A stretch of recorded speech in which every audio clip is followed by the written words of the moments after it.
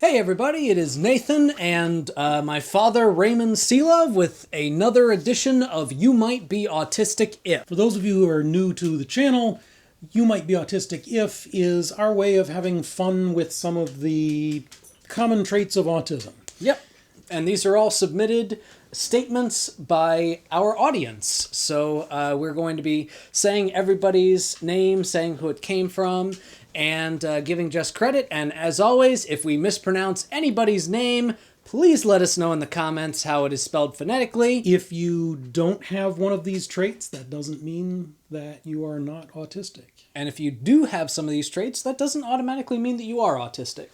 Hence the word you might be autistic. Yeah. So this one's from Mendo. If your favorite social interaction is correcting people's grammar, you might be autistic. We made a big point of that in the play that I did with Jess.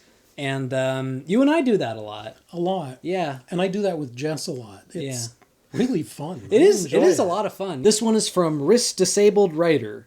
You might be autistic if you had a lot of trouble keeping quiet while your dad is negotiating your price on a new car. So I am required to be completely quiet anytime Shelley is negotiating on anything. Houses, cars, packs of chewing gum. So Yaya AGV says, you might be autistic if you can't eat a specific food because of the smell / color / texture of it.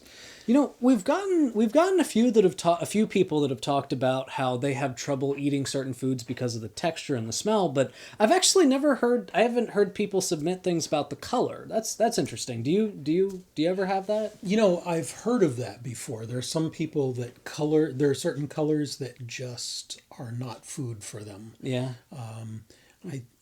One person, it was purple. They just didn't consider purple an appropriate food color, How I thought was... How many foods are actually purple?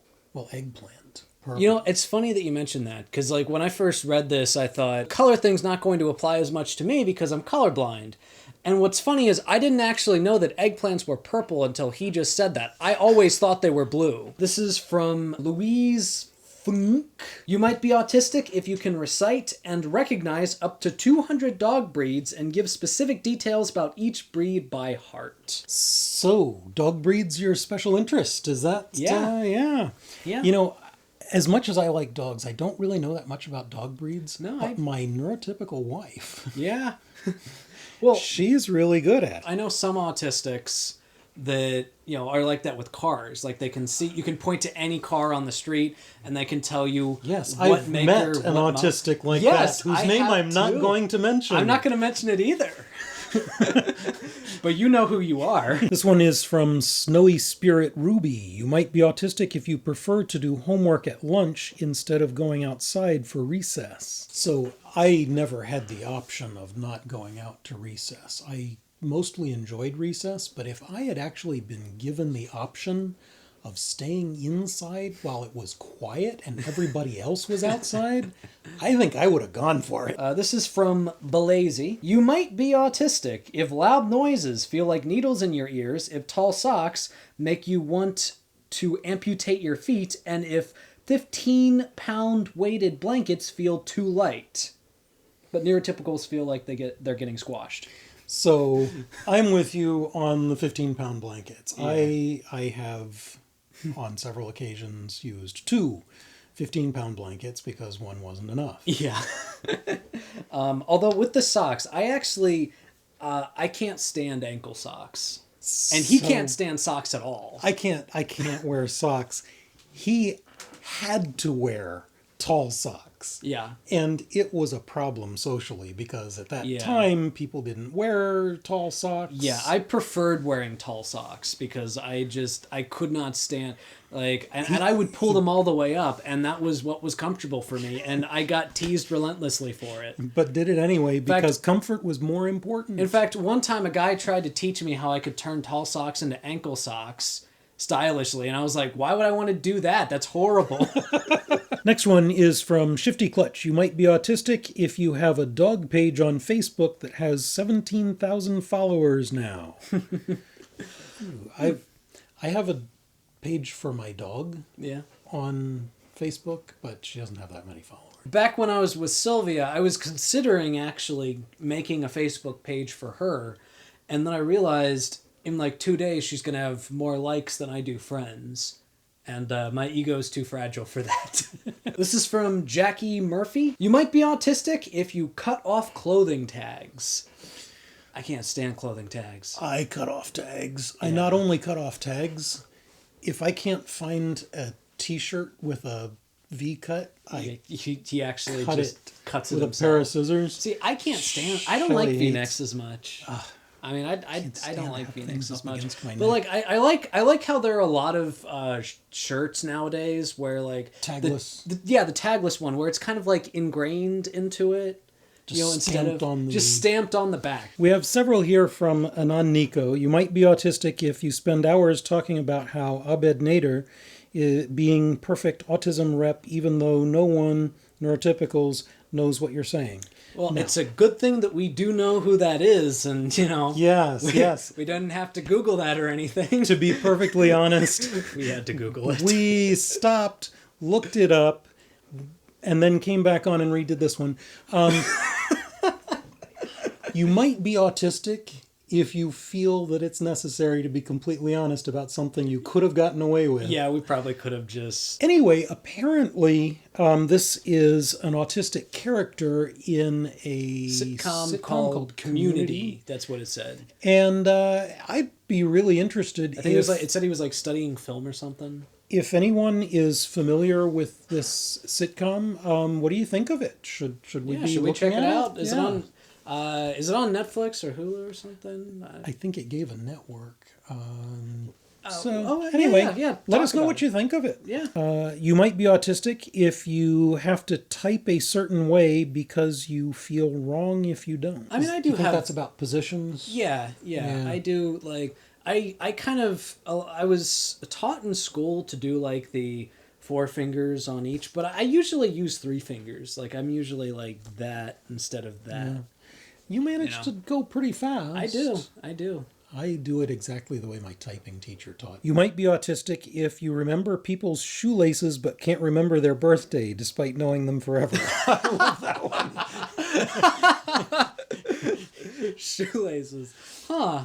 Recognize people. I mean, I find different ways of recognizing people that some people find kind of silly. Like competitive public speaking, I usually remember people by the pieces I saw them do. You might be autistic if, on a more sad note, you have psychology as a special interest, so you know how people function, but feel less autistic for it. I actually can relate to that quite a bit because I majored in communication. I have 2 degrees in communication, and because of that, I actually understand a lot more about why people communicate the way they communicate, and I actually have a better ability to recognize certain forms of nonverbal communications than even some neurotypicals. That alone makes it harder for people to believe that I'm autistic. But what's interesting is that it was me being autistic that threw myself into that as a special interest that is what made me so good at it in the first place. This is one of the big problems with diagnosis, because one of the key characteristics of autistics is they get a special interest and become an expert. Yeah. So if your autistic special interest is in an area that is generally considered to be a symptom of autism, you can, because of your autism, not show the symptom that a psychologist is looking for, and they can therefore not diagnose you because of your special interest. Yeah. In the last video, you were talking about the difference between dragons and wyverns. Yeah. And we got a response that is a rant that ends with a "You might be autistic if," and I just have to read it because I love this. Here's somebody who out-autisticed you about your dragon. Autistic to me. This is Dusty Zoivian. The dragon thing. I'm that way too, but with their freaking wings. No one draws their wings right. Everyone always makes them too tiny. They give them almost no friggin' webbing. How do they fly, people? They gotta catch the wind. D, F, G, L, D, J, G, H, D, J, G. And they put a finger in the dang elbow. The elbow. X-X. It irks me most when it's a big selling franchise that does it too. Like, y'all can't be bothered to search up Batwing, aka the thing dragon wings are modeled after. Wings are just giant arms with a bunch of webbing. It amazes me how people are so bad at dragon/bat wings, which literally showcase their entire anatomy clear as day, and yet they usually almost nail bird wings, which hide their anatomy because of a bunch of feathers. I don't get it. It pains my soul to see dragons with tiny, elbow-fingered, webless wings, X-X, or even worse, not even give them elbows and have the fingers all the way down to the arm. Shivers. You might be autistic if you scream to nobody about dragon wing anatomy in the comments of a video.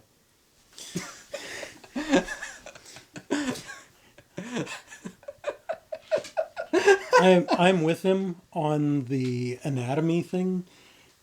One of the things I love about bats is you can see every bone. Yeah.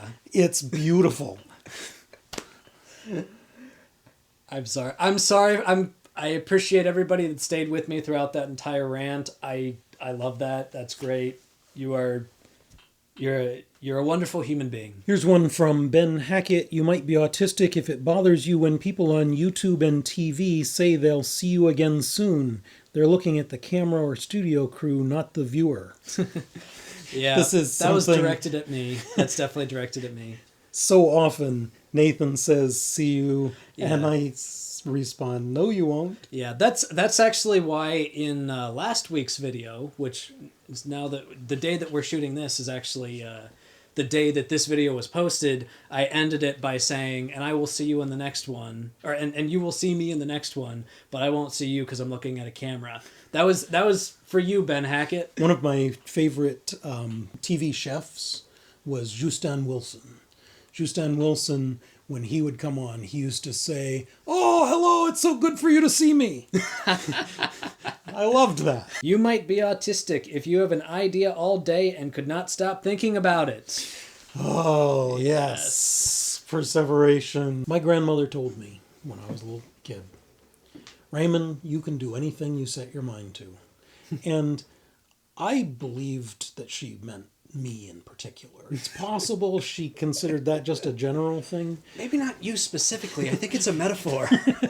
But this is another big advantage of being autistic. We can set our mind to something, Yeah, that's and true. we can do it. Thank you so much to everybody who submitted your You Might Be Autistic Ifs. Again, if we mispronounced anybody's name, please let us know phonetically, and we will try to adjust it for next time. Also, if you have any You Might Be Autistic Ifs and you want to see us do another video, or me and someone else do another video, it might not always be Dad. Might not be. Yeah. Because I'm going to be moving soon. But if you want to see more You Might Be Autistic If videos, Ask for who you want. post them down in the comments. Any other thoughts? Yes. Well, that's today's video. Thank you all for watching. If you liked this video, please give it a like, a share, and if you haven't already, subscribe to the channel. Check out some of my other stuff. And if you want to support the channel in other ways, support me on Patreon. And you will see me in the next one.